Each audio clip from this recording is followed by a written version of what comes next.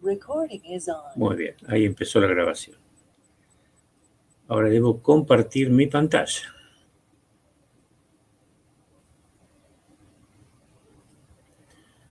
¿Ven mi pantalla? Sí, profe. Sí, se ve bien. Bueno, me alegro. Recuerden que no tengo acceso al chat del Jitsi, así que cualquier cosa deben preguntarla en voz alta. Bueno, la unidad 4 del programa, que se refiere al pensamiento económico, está estructurada de esta manera. Se supone que los aspectos del punto 4.1 están contemplados en estas presentaciones que yo les pedí que ustedes vieran. De forma tal de que podríamos empezar ahora, en el punto 4.2, las ideas económicas de la antigüedad, que me temo no las completaremos en esta presentación. Después veríamos medioevo, mercantilismo y fisiocracia en la modernidad y las escuelas, clásica, socialista, historicista, neoclásica y keynesiana. Algo de heterodoxia y algo de lo que se discute hoy. Si todo va bien, digamos. No sé hasta dónde llegaremos, no se asusten. Esta es la pretensión de máxima, digamos.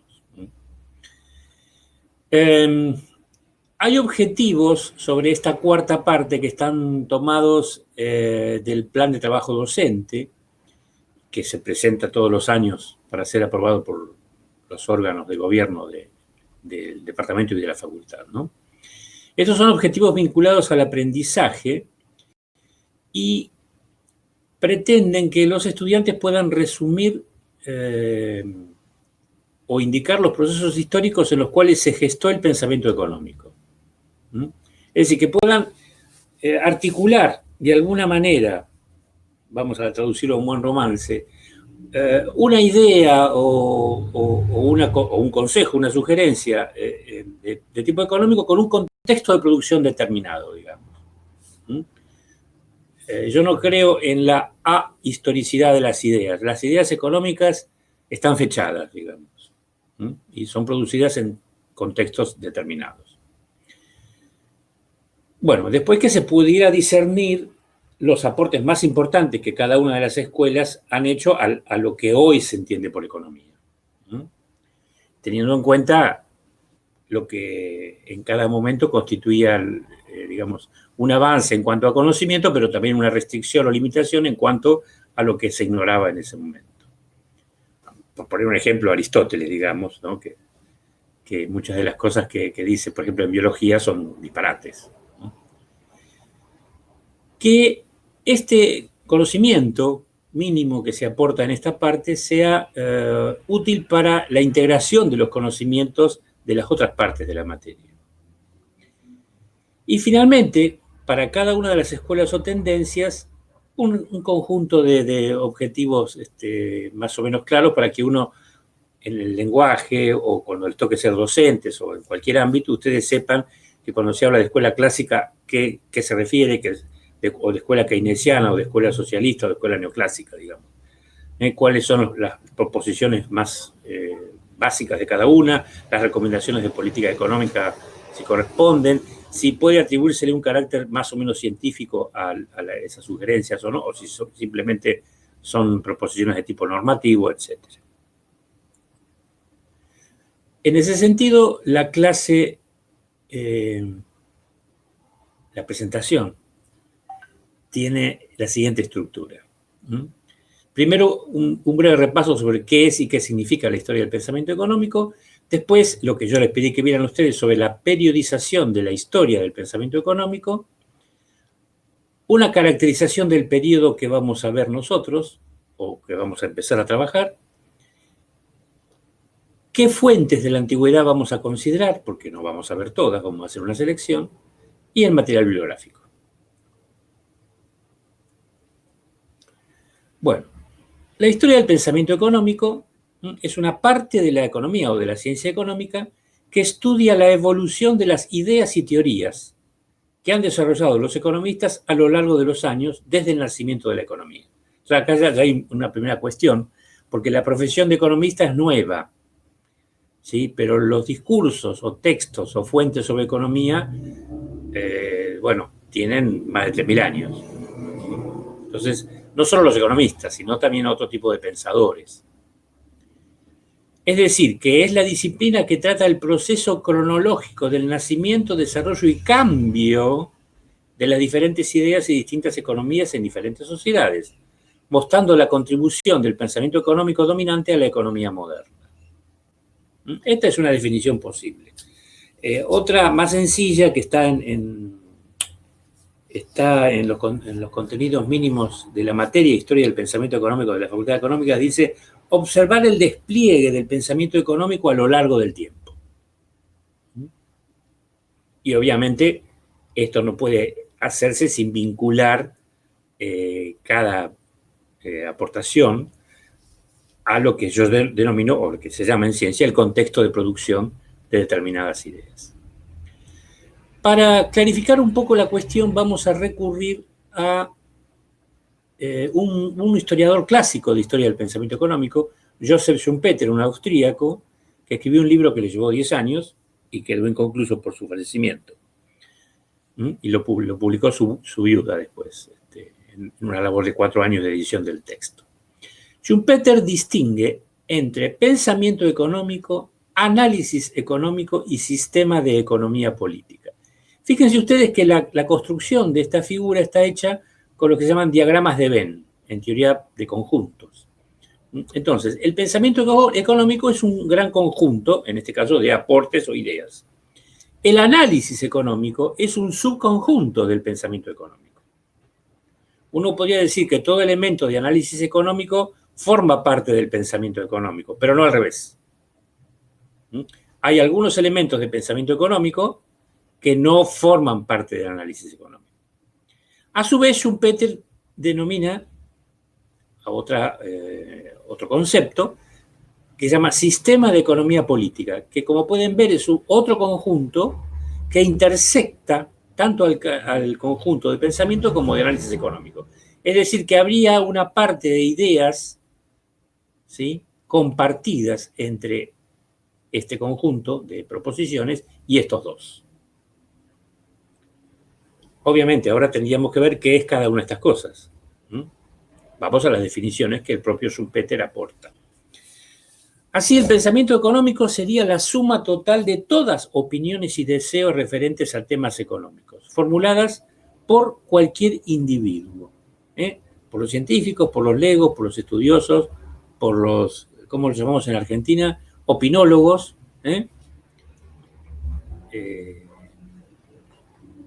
con independencia del carácter más o menos verídico o científico que pueda atribuírsele a esta fuente.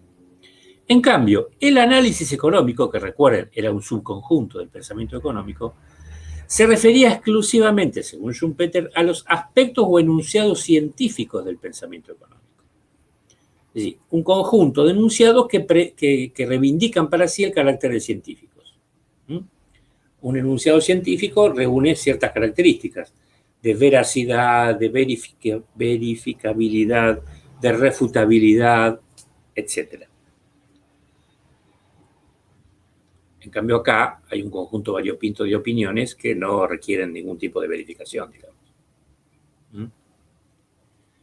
Por otro lado, un sistema de economía política es una exposición de un amplio conjunto de procedimientos económicos que se proponen, según Schumpeter, sobre la base de cierto principio unificador. Él da 2 ejemplos clásicos, liberalismo y socialismo. Así el liberalismo, digamos, el amplio conjunto de procedimientos económicos estarían basados en la idea de libertad, mientras que en el socialismo podrían estar basados, por ejemplo, en la idea de propiedad común o socialización de los medios de producción, si ustedes quieren. Ahora bien, ¿dónde cabe hablar de progreso, entonces, en este tema? Según Schumpeter, únicamente en este conjunto pequeño, en el conjunto del análisis económico. Porque hay progreso en el sentido de mejora en las técnicas de investigación, de recolección de datos, de procesamiento de los mismos para obtener información, aportación de nuevo herramental, construcción de modelos, etcétera, etcétera, etcétera. En cambio, tanto en el sistema de economía política como en el pensamiento económico a secas, no cabría hablar de progreso. Aquí entran las preferencias y las valoraciones individuales en cada una de ellas. Aquí, bueno, Schumpeter dice que no. También es discutible, pero es la afirmación de este autor. Ahora, se da la paradoja de que Schumpeter, su libro se llama Historia del análisis económico, pero no es una historia del análisis económico, en realidad es una historia del pensamiento económico, ¿sí? Que él la utiliza para, bueno, criticar aquellas ideas con las cuales no comulga, por supuesto, como hacen casi todos los autores en esta materia.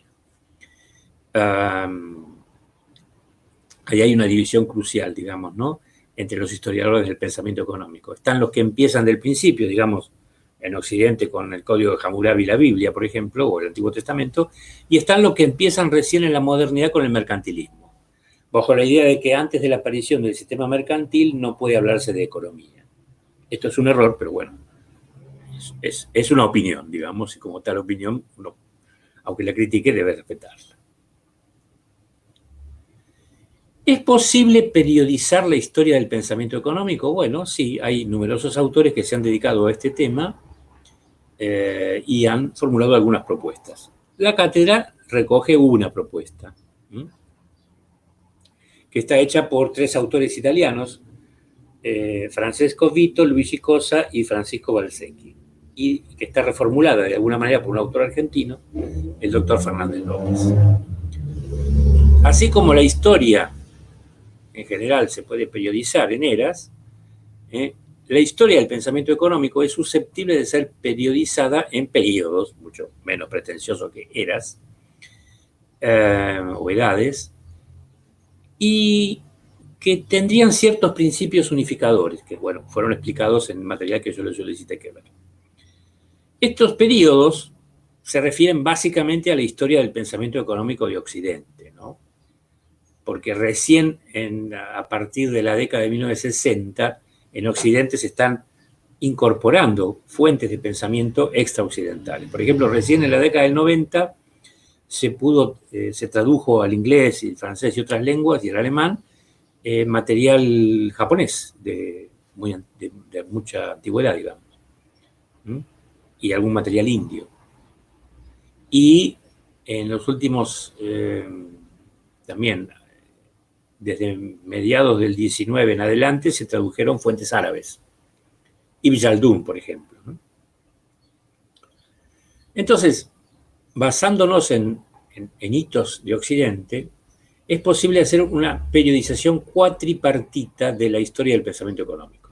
El primer periodo se llama de exposición fragmentaria o incidental, que abarca desde las fuentes más antiguas hasta el fin del medioevo.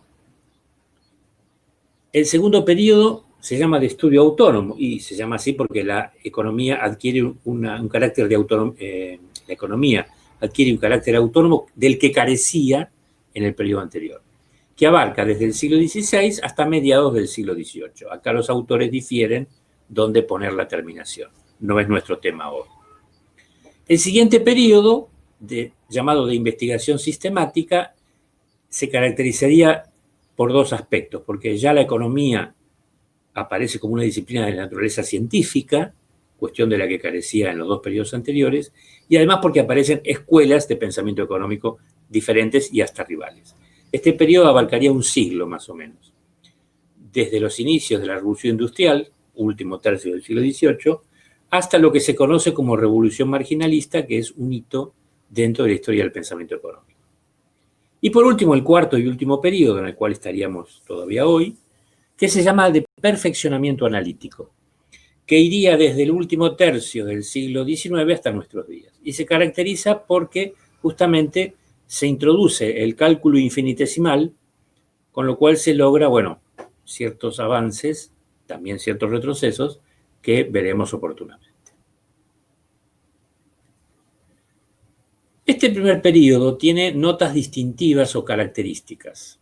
Entonces, los problemas económicos o cuestiones económicas son tratados ocasionalmente y de manera fragmentaria, ¿sí? O sea, se trata alguna cuestión pequeña, digamos, o, como decía Tomás de Aquino, por razones de completitud metodológica. Entonces, salvo un texto de Jenofonte y un texto del Nicolás de Oresme, entre los cuales hay más de 1000 años de distancia, no aparece un texto de economía en sí como los modernos. Entonces, ¿dónde buscamos las fuentes de pensamiento económico? Bueno, en textos de otras disciplinas, ¿sí? Porque las cuestiones económicas que se tratan en este periodo en general están subordinadas o dependen de otro orden disciplinar: la religión, la política, la filosofía o el derecho. Por lo tanto, hay que buscar en textos religiosos, políticos, filosóficos o jurídicos observaciones de tipo económico. La mayoría de las observaciones que aparecen en estos textos, entonces, no son de economía positiva, sino que son más bien de economía normativa. Son proposiciones, o bien proposiciones ideales, o bien recomendaciones o exhortaciones o directamente órdenes. Veremos algunas. Sin embargo, hay temas transversales, es decir, temas que son tratados en las distintas fuentes. Por ejemplo, el respeto a la autoridad de padres y ancestros, el aval a la esclavitud, por lo menos hasta que el cristianismo se vuelve hegemónico en Occidente, la condición subordinada de la mujer y los hijos, los medios preferidos para obtener riqueza y la defensa y protección de la propiedad privada, prácticamente en todos los autores, con alguna excepción. En ese sentido, ustedes tienen un texto en la bibliografía de Chance, donde estas condiciones son vistas a través del análisis particular de las fuentes de ese momento, en forma transversal, digamos, que es lo que nosotros no vamos a hacer acá. Entonces, ¿cuáles son las principales fuentes de este largo periodo? Bueno, en la cultura pagana oriental, como la llamaba Valsecchi, el Código de Hammurabi, el Antiguo Testamento hebreo, el Libro Egipcio de los Muertos, los Vedas de la India, el Avesta de los persas y las obras de los moralistas chinos Confucio y Mencio, entre otras.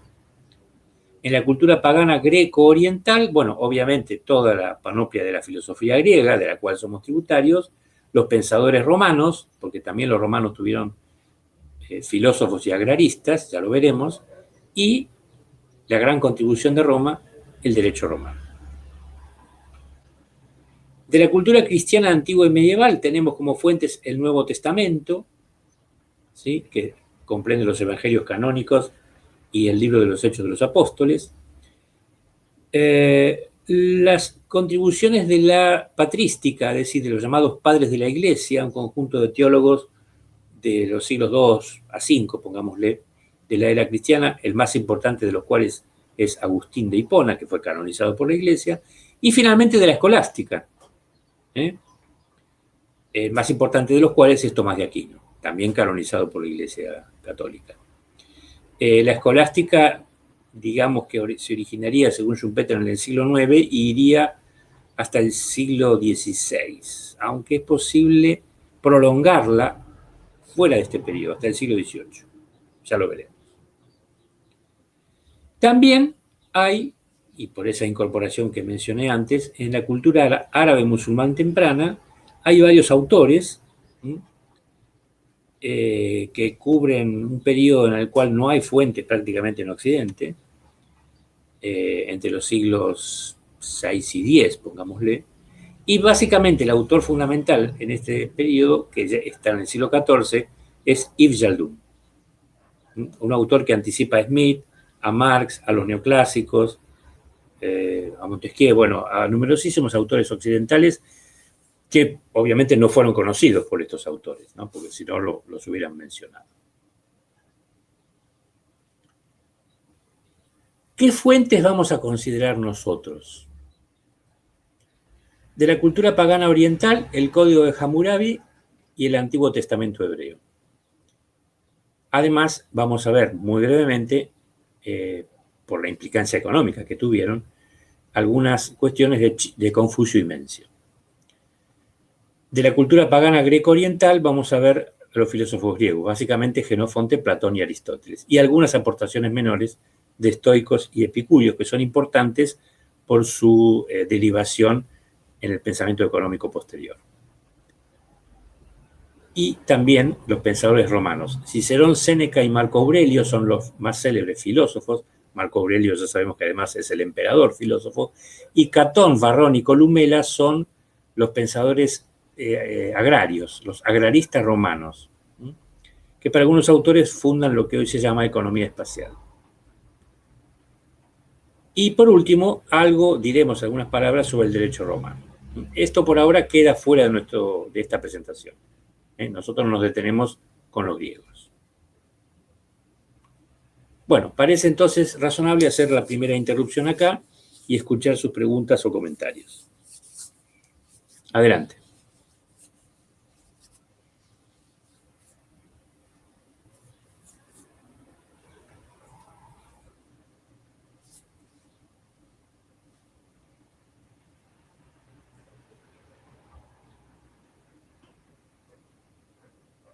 ¿Nada para decir? ¿Me están escuchando?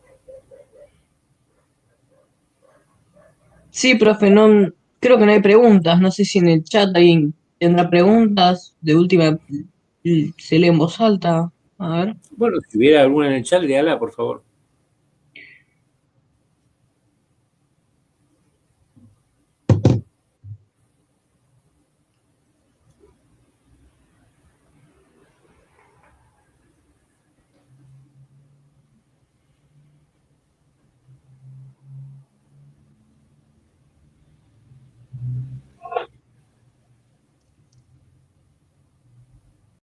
Profe, yo tengo una pregunta.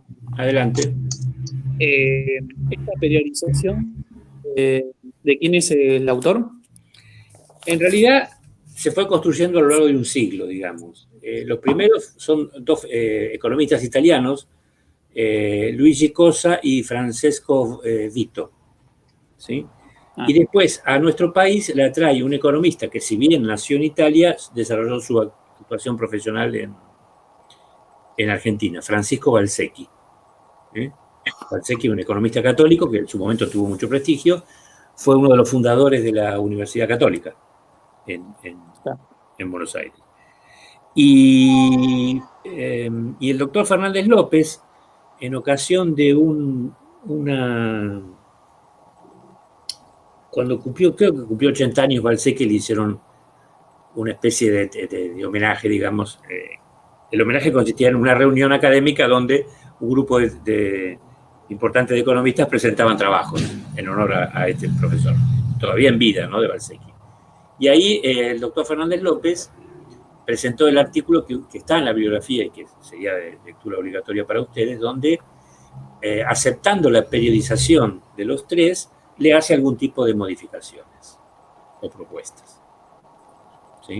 Perfecto, perfecto. O sea, a ver, es una periodización posible, hay otras, ¿sí? Pero, sí. Bueno, es la que yo adopté, digamos. Claro. Sí, tendrá sus supuestos y, bueno, se podrá criticar a través de sus supuestos, supongo. En el artículo del doctor Fernández López está muy bien explicado eso. Ok. Genial. Gracias. No, por favor. Una pregunta, profesor. Quería saber si el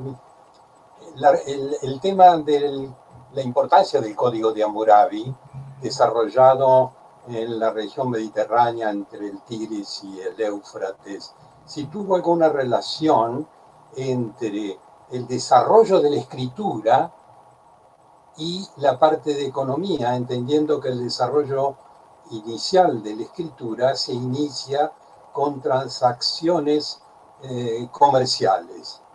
No sé si comprende mi pregunta. Mire, yo siempre digo en mis clases presenciales que hay 3 elementos fundamentales que aparecen digamos, casi contemporáneamente.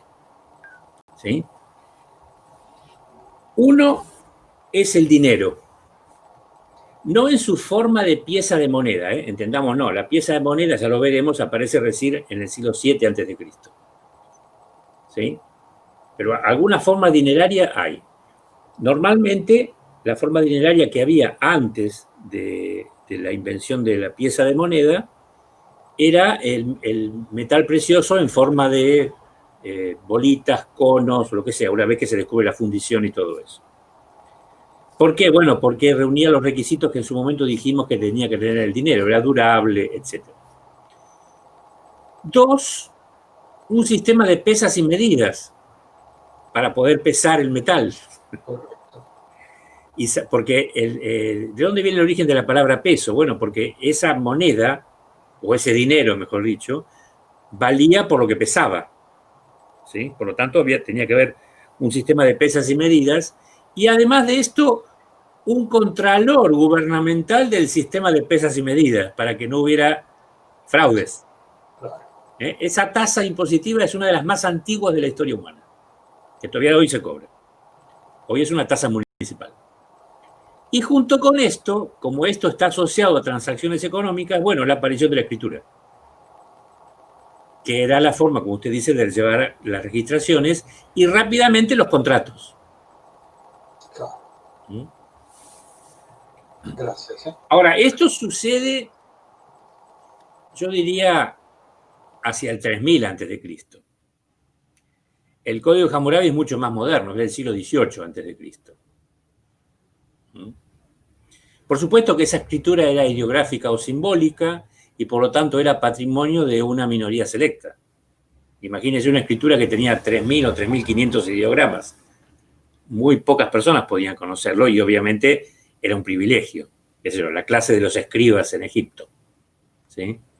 En el Louvre, una de las obras más fantásticas que hay en el Louvre es una escritura de un escriba sentado, que es sorprendente, tiene como 3.000 y pico de años, y sorprende por su modernidad, digamos, por el aspecto de búsquela por internet, por favor.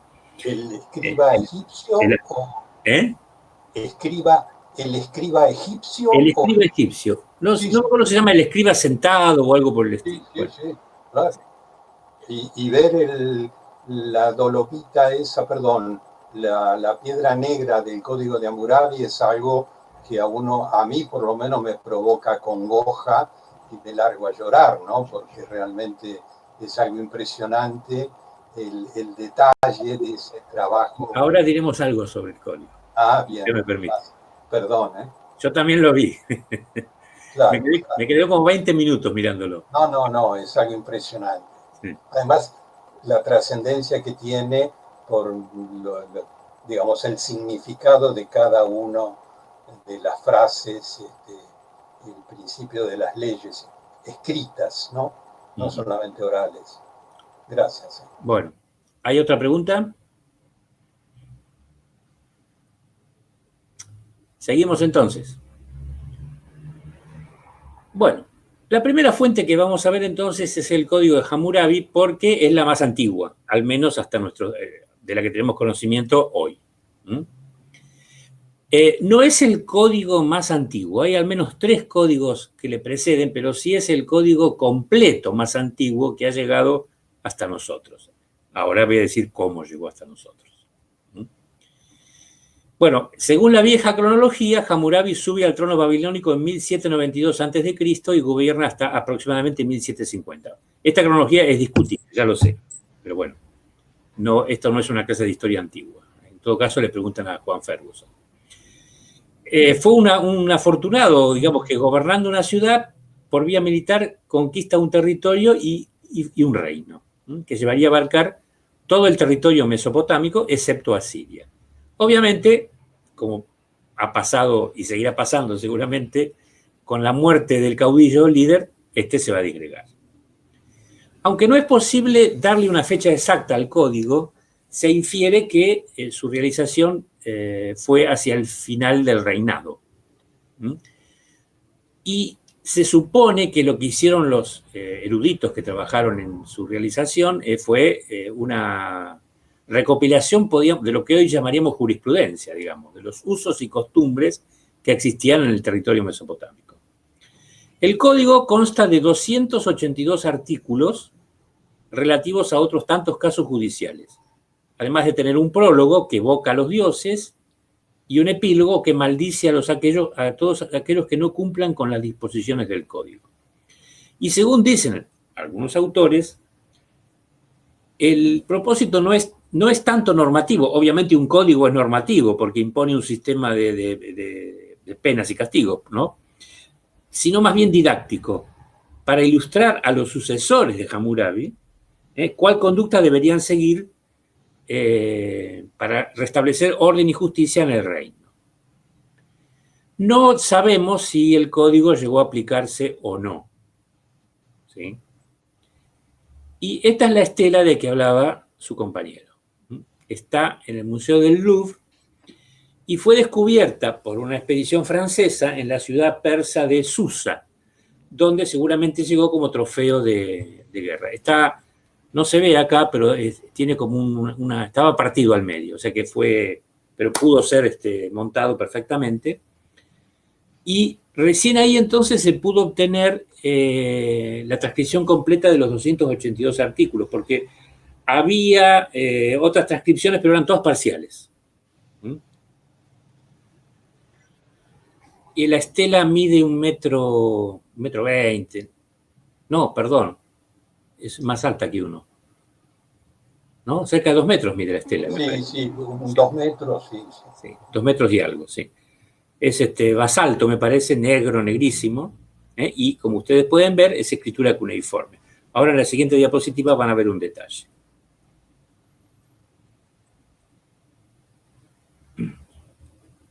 Hay cosas que impresionan por la modernidad en este código. Divide a la sociedad en 3 estratos. No sé si llamarlo, acá dice clases, pero bueno, tal vez estamentos o clases sea más apropiado. Los notables, los súbditos y los esclavos. Pero a la hora de reclamar ante la ley, todos son iguales. Lo que no es igual, obviamente, son las penalidades que se le imponen para cada uno de los delitos. Esto no implica, como dije antes, que esto haya sucedido efectivamente así, pero es importante que haya habido una regla legislativa en este sentido. No hay esto es interesante, no hay vestigios de discriminación ni jurídica ni religiosa entre lo que sería la población nativa y la población extranjera, o entre los diversos grupos étnicos presentes en el Estado babilónico. Lo cual es, obviamente, digamos, en cuanto a la discriminación religiosa, va de suyo que una sociedad politeísta no podía tener un tipo de pretensión como la de que este es el Dios único y todos los demás no lo son, digamos. Pero lo notable es que no haya discriminación, al menos en el texto escrito, entre los grupos étnicos, digamos. Eso sorprende por su modernidad, sobre todo en una época como la nuestra, donde la xenofobia hace estragos.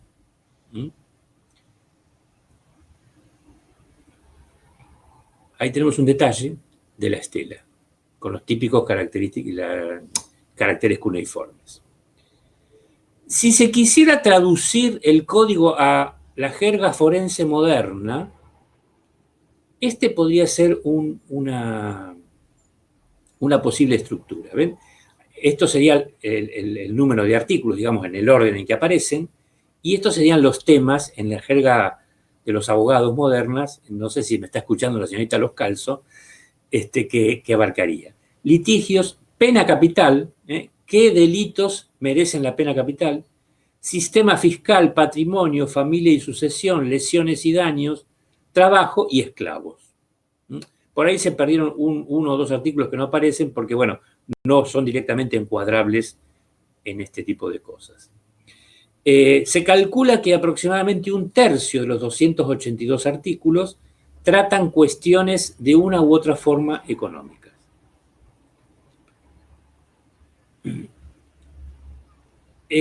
Spiegel, un autor que lo estudió, un autor alemán, dice que el objetivo principal del código es la defensa de los sectores menos favorecidos de la ciudad, campesinos, artesanos y jornaleros, en el caso de estar endeudados, situación muy característica en la antigüedad, la regulación de la economía de los pequeños feudos. Tengan en cuenta que Babilonia era una sociedad de regadío, ¿no? Un desierto que tenía el Tigris y el Éufrates y que debía ser organizado. Y el control de la vida económica con la imposición de un sistema, hoy diríamos muy burocrático, de registros. ¿Dónde estaba la protección de los sectores menos favorecidos? Bueno, por ejemplo, había protecciones para los campesinos o arrendatarios en situaciones de inundación o sequía. El código decía, casi textualmente, ustedes pueden leerlo en la transcripción que hace el doctor Fernández López, en el material bibliográfico también que tienen que ver, donde decía, se hundirá la tablilla en el río. Es decir, al hundir la tablilla donde está el contrato que establece un arriendo, bueno, al hundir la tablilla el agua lo torna barro y destruye el contrato, digamos. Sería como hoy quemar un papel, más o menos, es decir, hundir la tablilla. Se establecen jornales mínimos, es un código muy regulatorio, ¿sí? Establece jornales mínimos para los trabajadores por día y establece algunos sistemas de precios máximos, ¿no? Para el barquero, por ejemplo. El barquero es, obviamente, en una sociedad donde hay ríos, el que transporta a los que no tienen barco de un lado al otro. Establece tasas de intereses máximas. No niega el fenómeno de la usura, pero intenta regularlo. Él establece una tasa máxima de interés para el templo, que prestaba, y una tasa de interés máxima para los particulares mayor a la del templo. Obviamente no estamos en condiciones de afirmar que esto haya sido cumplido, y más teniendo en cuenta que el imperio babilónico se disgregó después de la muerte de Hammurabi, ¿no? Pero bueno, es el antecedente más remoto que tenemos de lo que sería más parecido a un moderno código por su completitud, digamos, y por la variedad de temas que trata. En la lectura que hay, y en el material de la cátedra, y además en el libro de Fernández López, pueden ver algunos casos particulares de estas regulaciones a las que yo me he referido. La otra fuente importante, aunque más moderna, es el Antiguo Testamento. Es la primera parte de la Biblia cristiana. Se compone del Pentateuco, Penta de 5, ¿no? Génesis, Éxodo, Levítico, Números y Deuteronomio, y de otras series de los libros históricos, sapiensales y proféticos. Ahora, fíjense ustedes que los cristianos heredaron ese texto y, sin embargo, no todas las iglesias lo miran igual, digamos. Para la iglesia ortodoxa, griega o rusa, tiene 51 libros. Para la católica tiene 46 y para los protestantes tiene 39. Yo no sabía lo de la ortodoxa, sabía lo de la protestante. Siempre me pregunté por qué han expurgado libros, digamos. No lo sé, no tengo la respuesta. Tal vez alguien que haya estudiado un poco de cristianismo pueda darla, sería interesante. En el judaísmo es llamado Tanaj, un acrónimo para Torah, Nevim y Ketuvim, ley, profetas y escritos. El Tanaj consiste en la Torah de Moisés. Según la tradición, es Moisés el que escribe el Pentateuco, digamos, bajo inspiración divina. La moderna crítica bíblica ha mostrado que eso es imposible, digamos, que no sucedió así.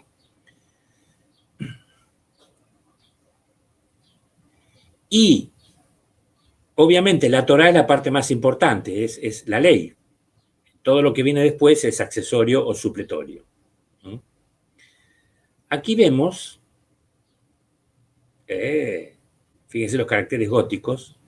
Este es el Antiguo Testamento en la Biblia impresa más antigua que se conoce, que la hizo Gutenberg, el inventor de la imprenta en Occidente, entre 1454 y 1455. Muy astutamente Gutenberg, cuando inventa la imprenta, dice, bueno, tengo que hacer algo que haga que esto no se difunda. Bueno, perdón, que no impida la difusión de la imprenta. Bueno, entonces hizo la Biblia. Esto seguramente está sacado de una... Hay pocas copias de esta Biblia de Gutenberg, pero hay una en la Biblioteca del Congreso de Estados Unidos.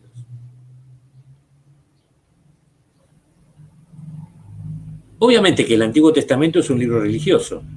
Sin embargo, hay un conjunto de prescripciones e instituciones de naturaleza económica que debemos considerar, sobre todo porque muchas de ellas llegan hasta nuestros días. Este es el territorio, digamos, del Antiguo Testamento. El norte de Egipto, la península de Sinaí y lo que sería Palestina. ¿Sí? Palestina viene de los filisteos, ¿no? Ese es el origen del nombre. Entonces, como dije, aparecen preceptos e instituciones, algunas de las cuales no existían en otros lugares de la antigüedad. Son únicas. Básicamente el monoteísmo. Un Dios creador único, sin nombre ni representación de ningún tipo. Jehová es una transcripción latina de Yahvé. Yahvé significa yo soy el que soy. No tenía un nombre como los dioses griegos o romanos o egipcios. Y además estaba prohibido a los hebreos, era una blasfemia, representar a Dios. Aparece, cuando se habla en el Génesis, cuando hablan de Abraham, la noción de precio justo, la cual no es explicada. Solamente se dice ahí que Abraham compró un lote para sepultar a su esposa Sara, por el cual pagó un precio justo. Punto, nada más que eso. Esta noción de precio justo va a volver locos a los escolásticos durante varias centurias, ya lo veremos. Aparecen tres instituciones también muy particulares. El Sabbat, o Shabbat, que es un día consagrado a Dios, es el séptimo día, que está inspirado en la creación.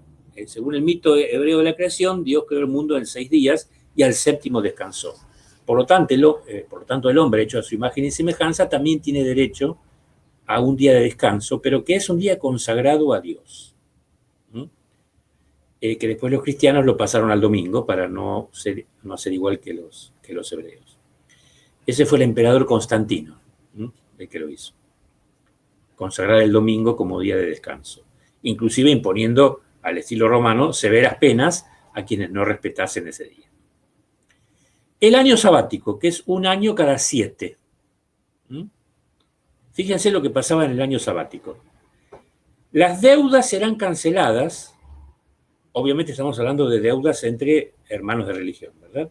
Y los esclavos hebreos serían liberados junto con sus esposas, debiéndoles proporcionar el amo los medios para iniciar una nueva vida. También en este año la tierra debe quedar sin labrar ni cosechar para que el pobre pueda comer de ella. Esto debe ser, claro, en realidad es al revés, sin cosechar y volver a labrar. Esto indica una profunda inquietud para evitar, fíjense ustedes, esto también lo dice Spiegel, que la vida de una persona quede indebidamente marcada por el peso muerto de su pasado.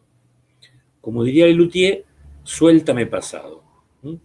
El esclavo y el deudor tenían la oportunidad de redimirse en la interpretación de Spiegel en realidad. Obviamente, nuevamente, tampoco sabemos si esto se cumplía. Y el año jubilar, que es un año cada 50, se llama jubileo hoy.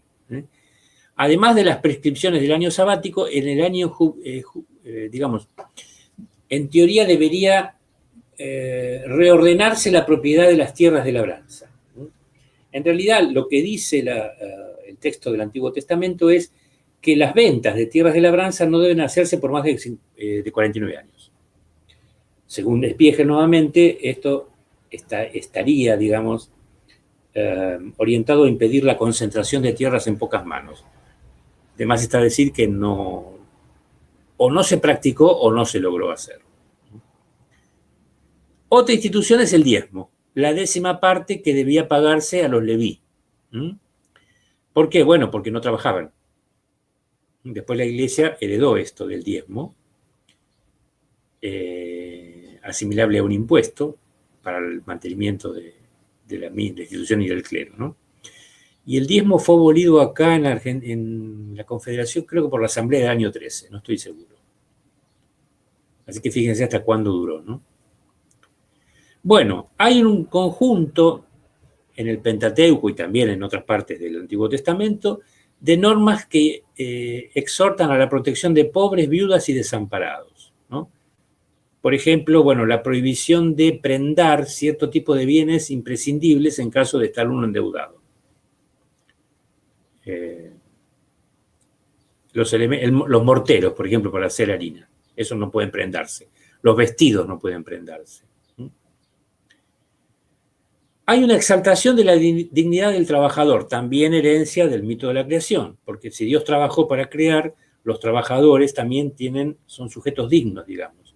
Y inclusive hay un párrafo donde dice que los hábiles o idóneos en cierto tipo de actividad o labor no deben inclinarse ante los reyes o poderosos. Y que el jornalero y el artesano tienen que ser remunerados al fin del día y no deben trabajar una cantidad excesiva de tiempo. Otra vez, tampoco se dice cuánto sería esa cantidad excesiva de tiempo. Se condena el ocio, obviamente, si se exalta el trabajo, se condena el ocio. Bueno, como dijimos, tratamiento compasivo del deudor pobre, y esto es fundamental, se prohíbe el préstamo a interés entre hermanos de religión. En la antigüedad, usura no se entendía como la entendemos nosotros hoy. Para nosotros hoy, usura es un cobro excesivo de intereses. Para los antiguos, usura era el simple cobro de intereses. Por lo tanto, estaba prohibido. Un hebreo no podía prestarle, por supuesto, a un hermano, pero sin cobrarle intereses. Nada decía el texto del Antiguo Testamento sobre el préstamo a interés a los que no fuesen hebreos. Bueno, ahí se inicia una tradición, con o sin razón, digamos, de que va a convertir a los hebreos en prestamistas en el periodo medieval, cuando la influencia de la Iglesia era muy, muy considerable y que hereda esta prohibición del préstamo a interés. Hay un libro de un historiador, León Poliakov, que se llama Los banqueros judíos y la Santa Sede, donde trata cómo inclusive a veces los estados pontificios debieron recurrir al préstamo de los prestamistas hebreos o judíos del medioevo. Y ahí aparece uno de los orígenes de las persecuciones. Los hebreos, bueno, normalmente vivían en barrios confinados, origen de los guetos, y cuando una población estaba muy endeudada, con cualquier pretexto, se iniciaba un pogrom, en el ruso, una matanza de algunos, y entonces los expulsaban a los judíos, siempre para Oriente, ¿sí? Lo cual explica que en los países eslavos hubiera tanta cantidad de judíos en relación a los países de Occidente. También, bueno, en Inglaterra fueron expulsados 3 siglos antes que en España. Por eso, cuando Shakespeare hace El mercader de Venecia, tiene que ubicar al mercader judío en Italia, porque no lo puede hacer en Inglaterra. Y recién volvieron con Cromwell a Inglaterra los judíos.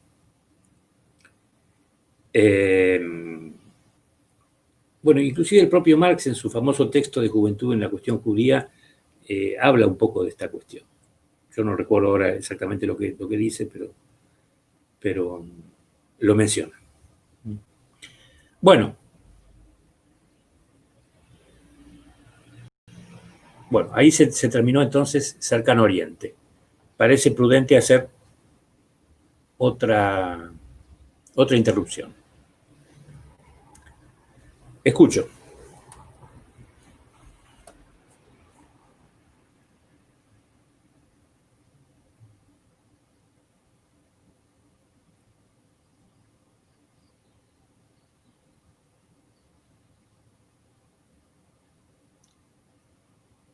¿No hay preguntas?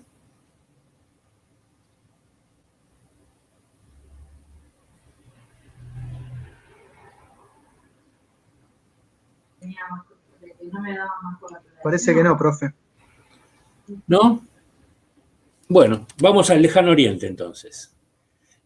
Esto de cercano y lejano Oriente obviamente está dicho desde la perspectiva occidental, ¿no? Disculpen ustedes, pero bueno, uno lo tiene incorporado o naturalizado.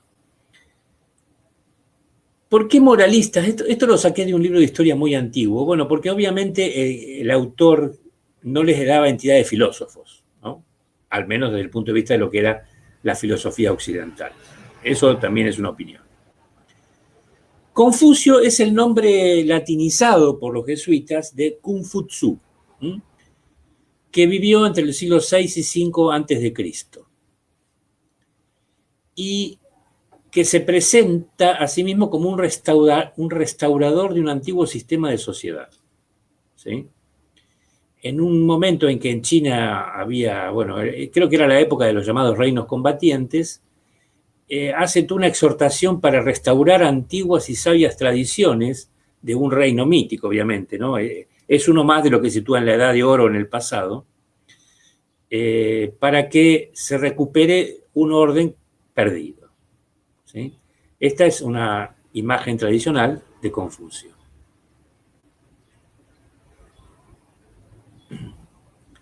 Estamos en una situación de desolación, en una sociedad desordenada y corrupta, y para restablecer el orden, la solución es volver a las viejas virtudes patriarcales. ¿Por qué es importante el pensamiento confuciano? Bueno, porque todavía hoy impera en China. Casi 2500 años. Para restablecer ese orden perdido, hay que restaurar valores. Y esos valores implican el respeto a las jerarquías que existen en una sociedad. Es decir, Confucio, hoy diríamos, naturaliza una sociedad jerárquica. Es una organización piramidal en cuyo interior las relaciones entre superiores e inferiores deben ser reguladas minuciosamente y todas las manifestaciones exteriores de estas relaciones están ritualizadas. Hay un ceremonial, hay una etiqueta para cualquier cosa. ¿Sí?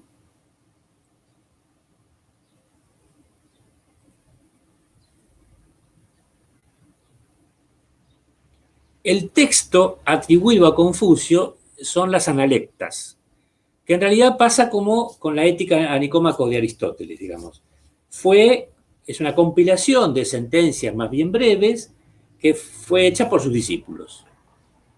Así que nunca sabremos si refleja realmente lo que Confucio quiso decir o lo que sus discípulos interpretaron. Una sociedad organizada, como la que él imagina, tiene 5 grandes relaciones jerárquicas que deben ser respetadas. Y las 5 relaciones están en el orden lógico en que aparecen. Entre príncipe y súbdito, entre padre e hijo, entre hermano mayor y hermano menor, entre marido y mujer y entre amigo y amigo. Fíjense ustedes que son relaciones, excepto la última, son todas entre un superior y un inferior. En la sociedad china tradicional, el rol de la mujer es lamentable. La mujer está sometida al hombre. Hay una película extraordinaria de Zhang Yimou, Esposas y concubinas. La recomiendo calurosamente. Y no transcurre en la China de Confucio, transcurre en la China antes de la Revolución de 1911. Por otra parte, las virtudes que enfatiza Confucio, van a ver ustedes cómo se dan de patadas con lo que la economía occidental pretende. La justicia, la benevolencia o altruismo, la piedad filial, el respeto hacia, digamos, de que los hijos le deben a los padres, y en último término, el beneficio propio, que es lo que, según Smith, es la guía de la conducta humana. Evitando en todo momento actuar buscando exclusivamente esto, digamos, que es lo que va a predicar el liberalismo. El culto a lo antiguo, la veneración de la tradición, el respeto por cuanto pudieran haber hecho los predecesores son otras tantas aplicaciones del xiao, es decir, de la piedad filial. La piedad filial no se extiende solamente a los padres, sino también a todos los ancestros. Pueden ver un dibujo animado hermoso de Disney donde esto está mostrado, Mulan. O pueden ver también una película que transcurre en Japón, pero donde el mensaje, digamos, confuciano también parece haber llegado, El último samurái, donde el personaje que es el samurái, el líder que se revela, digamos, contra el modernismo, contra la modernidad que quiere implementar el emperador en la era Meiji en Japón, dice que si él es deshonrado, no solo se deshonra a él como persona, sino que deshonra a toda una cadena de ancestros que viene desde el origen de la familia a lo largo de generaciones y generaciones.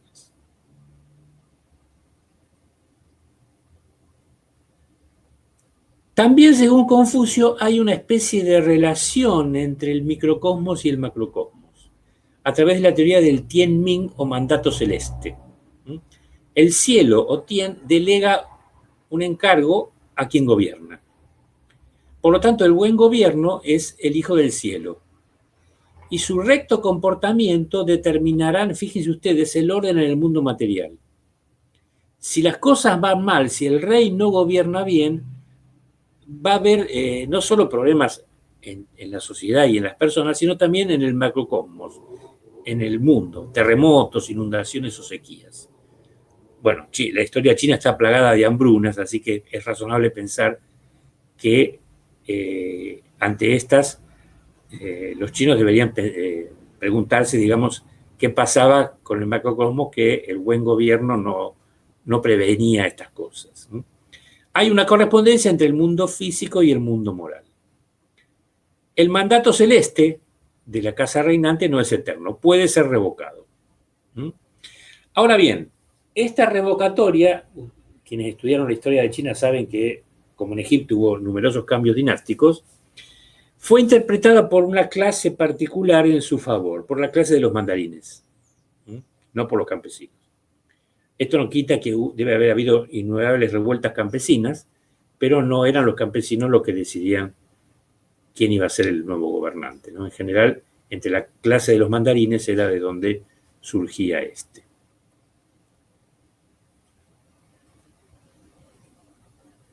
Hay un discípulo de Confucio, no lo conoció, ¿no? Pero llamado Menzu, o Mencio, también por la latinización de los jesuitas, que vivió entre los siglos IV y III, que es mucho más radical que Confucio, ¿sí? Porque a lo Locke, digamos, consagra el derecho a la rebelión. El pueblo podía pedir rendición de cuentas al soberano y retirarle el mandato. También, obviamente, los mandarines interpretaron esto en sentido estricto a su favor. Mencio también, además de ser precursor de John Locke, cosa que Locke no podía saber, era rusoniano. Para él el hombre es bueno y la sociedad es la que lo corrompe. Como el hombre es bueno, puede alcanzar la virtud más elevada, que es la hermandad o bondad. Reinterpreta el concepto de Zhen de Confucio. Por eso piensa que los hombres pueden ser redimidos y por eso, vamos a verlo, recomienda leves castigos a los malhechores. Ahora bien, en la práctica hay diferencias de aptitudes o de inteligencia o de habilidades y entonces esto era decisivo para la vida social. Más allá de que todos podían alcanzar esa complejidad perfectamente acabada de la que hacía referencia el autor. Esa es una imagen tradicional de Mencio. Las desigualdades existentes se justificaban entonces por estas diferencias de aptitudes, inteligencia y habilidades. Era tarea del gobierno, según Mencio, morigerarlas, es decir, aliviarlas. Entonces dictó reglas de buen gobierno, que son, desde el punto de vista económico, absoluta y totalmente contradictorias entre sí. Escuela para todos, es una especie de Sarmiento. Leves castigos a los malhechores, por lo que dije hace un rato. Reducidos impuestos. Reparto equitativo de riquezas. Tierras de propiedad inalienable y definitiva para los campesinos, es decir, no podían ser desalojados. Ahora veremos algo más sobre esto. Y protección del Estado para todo el mundo. ¿Me quieren decir ustedes cómo haría un Estado para lograr estas cosas con reducidos impuestos? Es un poco imposible, ¿no? Según Mencio, toda persona experimenta 4 sentimientos naturales, que son innatos. El sentimiento de la compasión, el sentimiento de vergüenza, el sentimiento de respeto y modestia y el sentimiento de lo que está bien y mal. Esto, más que un sentimiento, es una norma moral, digamos, ¿no? Estos sentimientos deben ser cultivados para desarrollar las virtudes de la benevolencia, la que dijimos antes, la rectitud, la urbanidad y la sabiduría. Si esto se diera así en todos los individuos, habría una armonía en la sociedad en la que Mencio está pensando.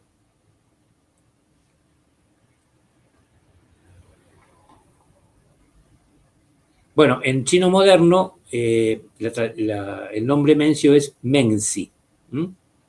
Y según la tradición fue educado por los seguidores del nieto de Confucio, llamado Sisi. También, igual que Confucio, fueron sus discípulos los que publicaron su obra, llamada Menzi. Y a diferencia de las analectas, que son más bien breves sentencias, el Menzi es una cadena de razonamientos, digamos, o discursos. El gobernante sabio es aquel que se preocupa por el bienestar de su pueblo. Esta es una cita de ese libro. El soberano inteligente organiza la producción de sus súbditos de forma que puedan sostener a su padre y a su madre, a sus hijos y esposas, porque había más de una, ¿no? Que en los años buenos pueden comer a su gusto y en los años malos no morirse de hambre. Una vez alcanzado esto, los dirigirá hacia la práctica del bien y el pueblo le seguirá. No sé si es ingenuidad o una benevolencia extrema. Un gran hombre es el que no pierde el corazón de niño, dijo Mencio en una oportunidad. Pero bueno, Mencio también preconizó, con esa cuestión de la tierra inalienable, una especie de comunismo agrario primitivo, que fue leído así por los maoístas chinos